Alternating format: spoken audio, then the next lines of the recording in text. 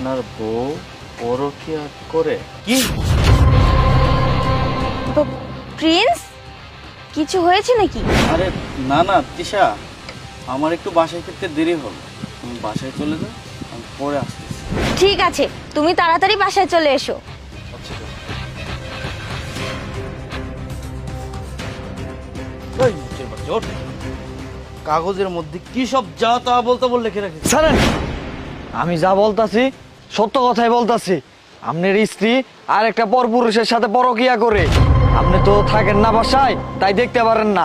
আমরা রুটে ঘাটে থাকি, আমাদের চোখে পড়ে, তাই আপনাকে সতর্ক করে দিলাম। স্যার, আমার কথা যদি আপনার বিশ্বাস না হয়, তাহলে আপনি বোরে যায় ফলো করেন, তাহলে বিষয়টা বুঝতে পারবেন। ঠিক আছে, মানলাম। যদি তোর কথা সত্যি হয় তুই বেঁচে যাবি, আর যদি মিথ্যে হয় তোর কিন্তু খবর আছে, বলে দিলাম। ঠিক আছে,